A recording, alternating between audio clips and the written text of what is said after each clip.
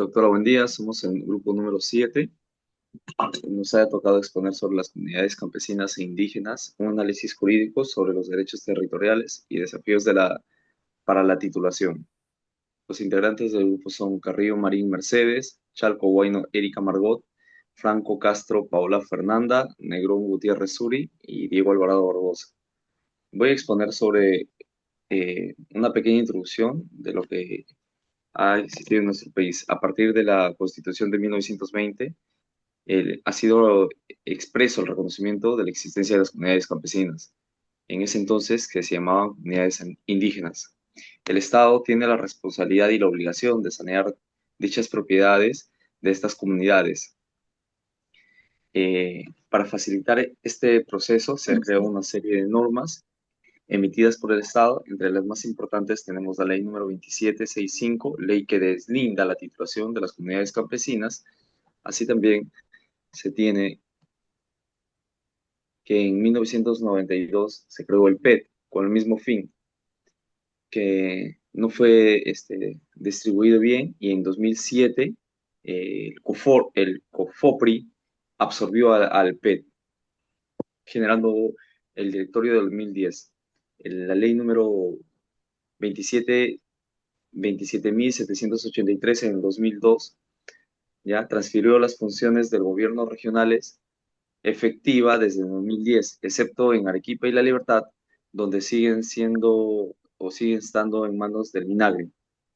En 2013, el Decreto Supremo 01-2013 confirmó que el MINAGRE, como órgano rector de las políticas agrarias y formalización de las comunidades campesinas y nativas. En 2016, la resolución ministerial número 468 del MINAGRE aprobó los lineamientos uniformizando para agilizar y facilitar las titulaciones desde el deslinde de las tierras comunales. Esto en cumplimiento de la ley número 24.657. Asimismo, nuestra Constitución reconoce a las comunidades campesinas, igual que en convenios internacionales en materia de derechos humanos, en materia de pueblos indígenas y el convenio 169 del OTI. Tenemos que ver que esto es un desafío de la posesión de tierras, es un desafío jurídico, es un problema histórico de la posesión que ha generado muchos conflictos, tanto para el sector privado como para el sector público. Y tenemos la necesidad del reconocimiento de la posesión. Nuestra casación es un recurso extraordinario que busca uniformizar la jurisprudencia y garantizar la correcta aplicación del derecho. Analizaremos también un caso emblemático de la prescripción adquisitiva para el dominio resuelto por la Corte Suprema. A continuación, nuestra compañera Mercedes. Bien, buenos días. Continuando con la exposición, en esta oportunidad voy a hablar acerca de la posición de la tierra para las comunidades campesinas e indígenas. No solo es tener un terreno para vivir o trabajar, sino una parte importante de su cultura e identidad. El problema es que las leyes tradicionales muchas veces no reconocen este vínculo porque están pensadas desde la visión urbana e individual. Para eso es necesario que el marco legal sea más inclusivo y respete la forma en que estas comunidades se organizan y viven.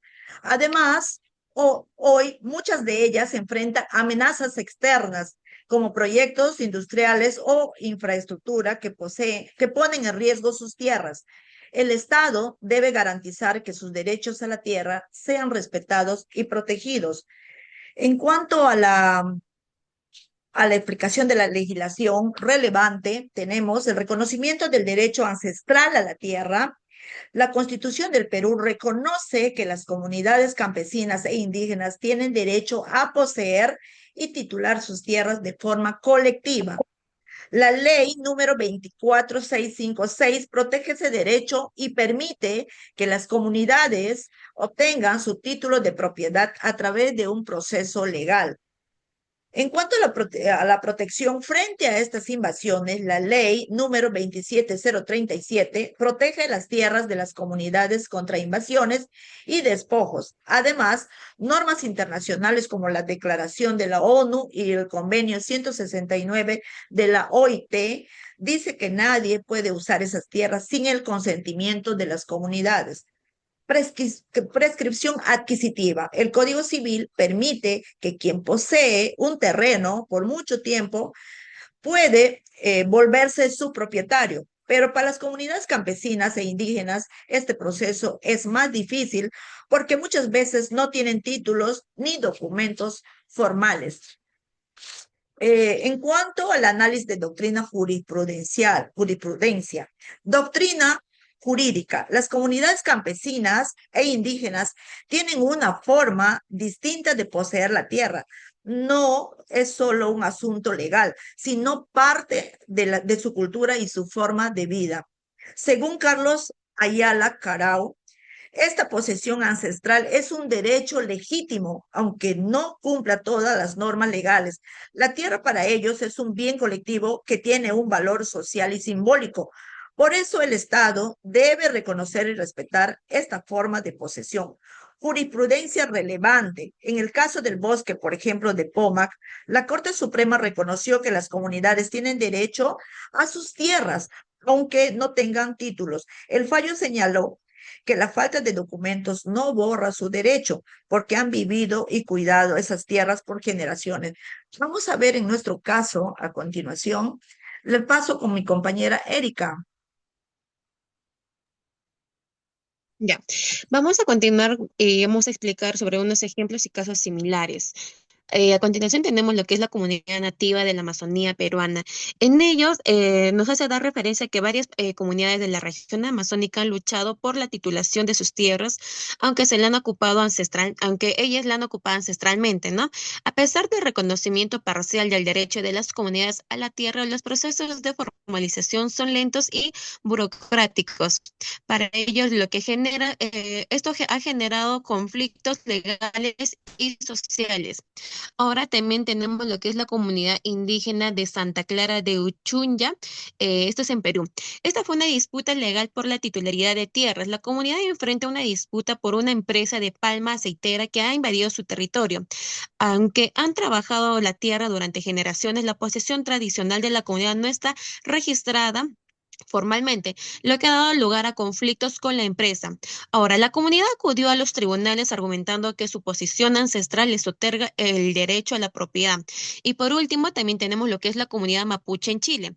Ahora, esta comunidad en Chile ha luchado por el reconocimiento de su derecho a la tierra, enfrentando la usurpación de tierras por parte de empresas forestales. Aunque el Tribunal Constitucional ha emitido fallos reconociendo la posesión ancestral, la titulación de tierras y sigue siendo un desafío para nuestra necesidad de los sistemas legales nacionales que reconozcan la posición histórica. También vamos a hablar sobre lo que es el caso, la casación número 29506 del año 2019, Distrito Judicial del Cusco, Sala Civil Permanente de la Corte Suprema, materia prescripción adquisitiva de dominio con fecha 2023. En dicho caso, el demandante solicitó que se le reconozca la propiedad de un inmueble por los demandados sostuvieron que dicha posición no era continua ni demostraba actos de dominio. Entonces, para ello también se habló lo que eran los artículos 95, 952 y el 896 del Código Civil. También continuamos con lo que es los hechos relevantes, ¿no? El hecho relevante, el demandante pidió el reconocimiento de su propiedad, los demandados negaron la posesión continua y este caso llegó a la Corte Suprema tras fallos contradictorios. Le doy el pase a mi compañera. Continuando, bueno, el fundamento legal y doctrina. El fundamento legal de la prescripción adquisitiva se encuentra en el Código Civil, específicamente en el artículo 950 que establece los requisitos para adquirir propiedad por prescripción, el artículo 952 que regula el procedimiento judicial y el artículo 896 que define la posesión. Además, la Constitución Política del Perú, en su artículo 70, reconoce y protege el derecho de propiedad. En cuanto a la doctrina, Avedaño señala que la prescripción es una forma originaria de adquirir la propiedad a través del tiempo y la conducta del poseedor. Por su parte, Spinoza destaca también que no basta solo el tiempo, sino que se necesita la posesión como ánimo de dueño, comportarse realmente como propietario. Continuando, pasamos al análisis jurisprudencial. El análisis jurisprudencial, la Corte Suprema determinó que no se acreditó la posesión con ánimo de dueño, lo cual impidió reconocer la prescripción. Asimismo, se concluyó que la propiedad inscrita prevalece sobre una posesión que no ha sido probada. Asimismo, se concluyó que la propiedad inscrita de la prevalencia sobre una posesión que no ha sido aprobada, reafirmando la importancia de la formalidad en el derecho de propiedad.